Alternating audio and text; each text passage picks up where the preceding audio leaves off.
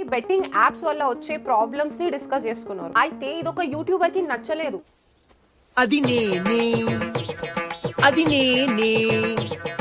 కానీ ఇది రాంగ్ రా అని చెప్పిన వాళ్ళందరినీ నువ్వు పత్తి గింజలు అనాలి. నీకున్న నోటి దొరదకి ఎక్కడో దగ్గర ఇరుకుంటావు తెలుసురా. బెట్టింగ్ యాప్స్ ని ప్రమోట్ చేయొద్దు, అది సొసైటీకి కరెక్ట్ కాదు అని చెప్పి. బట్ ఈ పాయింట్ ఆయనకి నచ్చలేదు, డైజెస్ట్ కూడా అయితే లేదు. నోరు మూసుకొని ఉండకుండా నా కింద నేనే మంట పెట్టుకున్నాను. దాన్ని ఒక 4.5 లక్షల మంది చూసిన తర్వాత వీడియోని ప్రైవేట్ కూడా చేసేసినారు. సార్ మాట్లాడిన పాయింట్ ఒక్కటే, బెట్టింగ్ యాప్స్ ని ప్రమోట్ చేయడం తప్పు కాదు. నీకు తప్పనిపించలేదా? తప్పేంటి?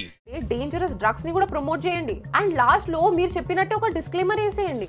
నీకు దండమమ్మా, నువ్వెక్కడ దొరికావే నాకు? ఒక్కసారి అడిక్షన్ స్టార్ట్ అయితే బయటికి రాగలుగుతారా? వాడితో పాటు వాడి మొత్తం ఫ్యామిలీ ఇంపాక్ట్ అవుతుంది. అలా బుద్ధి చెప్పు. నీకున్న జ్ఞానం దీనికుంటే మాకు ఏడుపు ఎందుకు?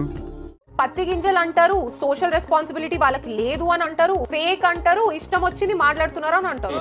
అయ్యా, నాకు తెలుసో తెలియకో తప్పు మాట్లాడితే క్షమించండి. అంటే మనం చేసిన తప్పుని ఎన్కేసుకొని రావడం అన్నమాట.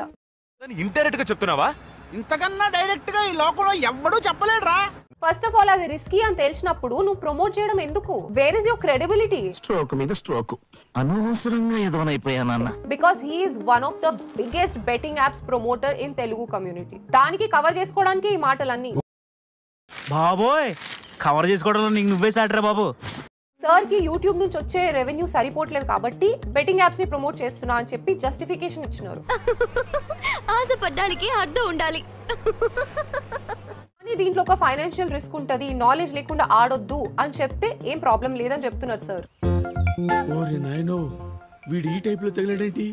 సార్ చెప్పే నీతి వాక్యాలు కూడా మొత్తం ఇట్లానే ఉంటాయి. ఇన్ఫ్లుయెన్స్ చేసి వదిలేస్తారంట, వాళ్ళకి ఏమైనా అయితే ఈయనకి సంబంధం ఉండదంట.